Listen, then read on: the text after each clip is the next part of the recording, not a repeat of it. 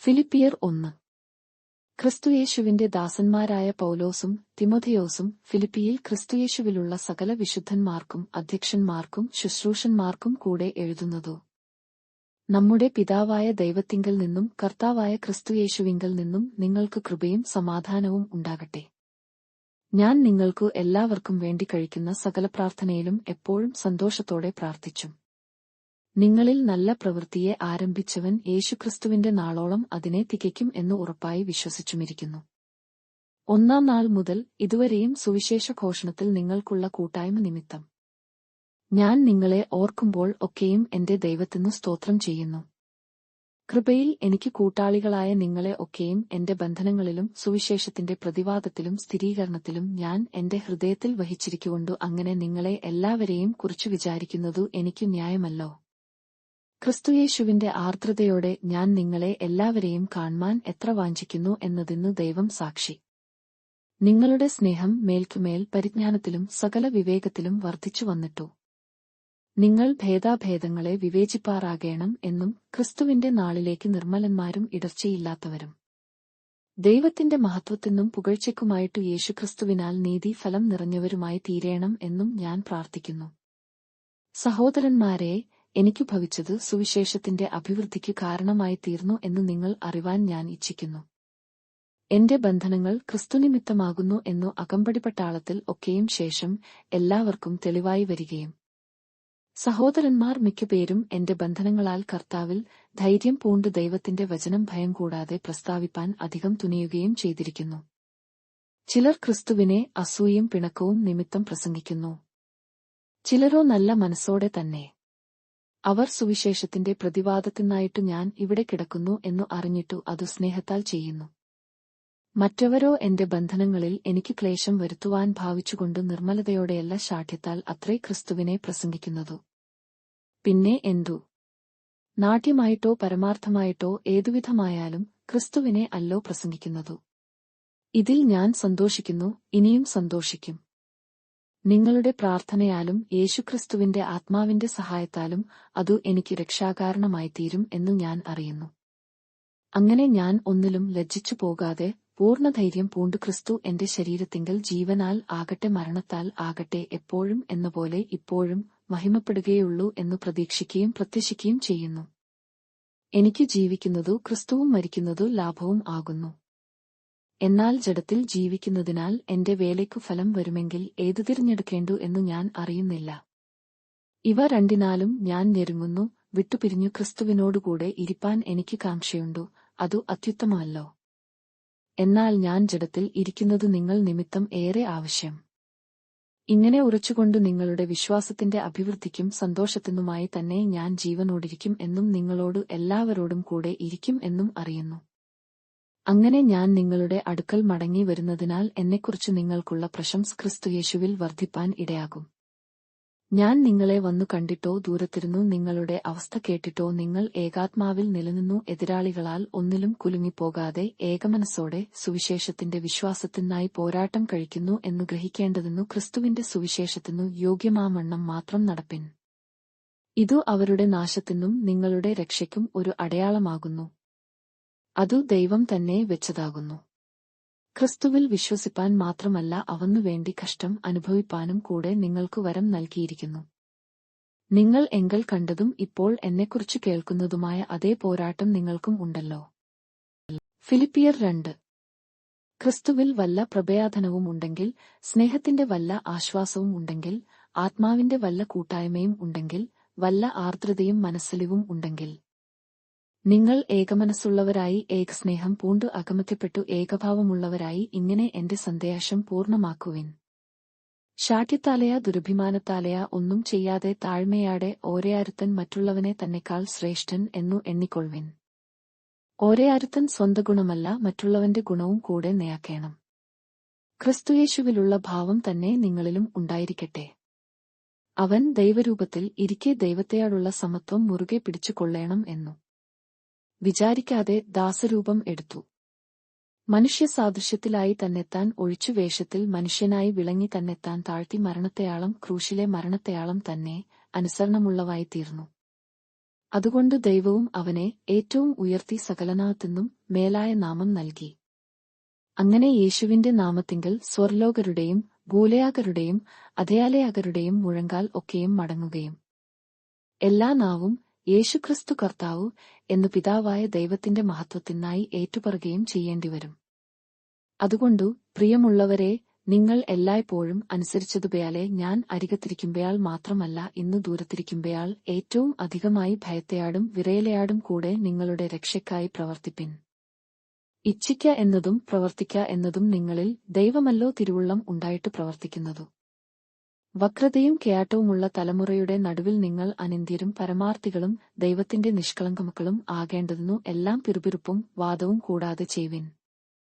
അവരുടെ ഇടയിൽ നിങ്ങൾ ജീവന്റെ വചനം പ്രമാണിച്ചുകൊണ്ടു ലയാഗത്തിൽ ജയാദിസ്സുകളെപ്പയാലെ പ്രകാശിക്കുന്നു. അങ്ങനെ ഞാൻ ഓടിയതും അധ്വാനിച്ചതും വെറുതെയായില്ല എന്ന് ക്രിസ്തുവിന്റെ നാളിൽ എനിക്ക് പ്രശംസ ഉണ്ടാകും. എന്നാൽ നിങ്ങളുടെ വിശ്വാസം എന്ന യാഗം അർപ്പിക്കുന്ന ശുശ്രൂഷയിൽ എന്റെ രക്തം ഒഴിക്കേണ്ടിവന്നാലും ഞാൻ സന്ദേശിക്കും, നിങ്ങളെയാടു എല്ലാവരെയാടും കൂടെ സന്ദേശിക്കും. അങ്ങനെ തന്നെ നിങ്ങളും സന്ദേശിപ്പിൻ, എന്നെയാടുകൂടെ സന്ദേശിപ്പിൻ.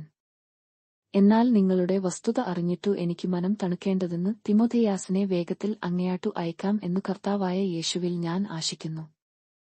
നിങ്ങളെ സംബന്ധിച്ചു പരമാർത്ഥമായി കരുതുവാൻ തുല്യചിത്തനായി എനിക്ക് മറ്റാരുമില്ല.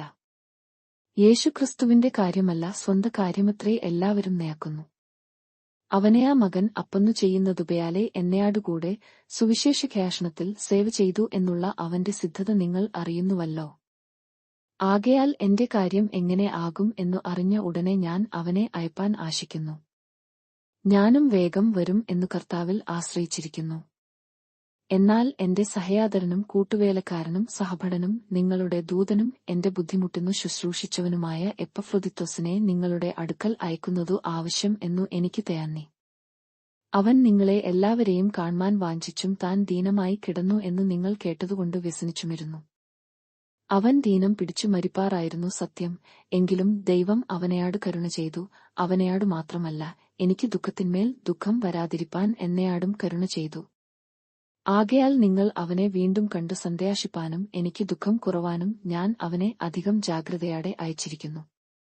അവനെ കർത്താവിൽ പൂർണ്ണസന്ദേശത്തെയാടെ കൈക്കൊള്ളുവിൻ, ഇങ്ങനെയുള്ളവരെ ബഹുമാനിപ്പിൻ. എനിക്ക് വേണ്ടിയുള്ള നിങ്ങളുടെ ശുശ്രൂഷയുടെ കുറവു തീർപ്പാനല്ലോ അവൻ തന്റെ പ്രാണനെപ്പയാലും കരുതാതെ ക്രിസ്തുവിന്റെ വേലനിമിത്തം മരണത്തെയാളം ആയിപ്പോയതു. ഫിലിപ്പിയർ 3. ഒടുവിൽ എന്റെ സഹയാദരന്മാരെ, കർത്താവിൽ സന്ദേശിപ്പിൻ.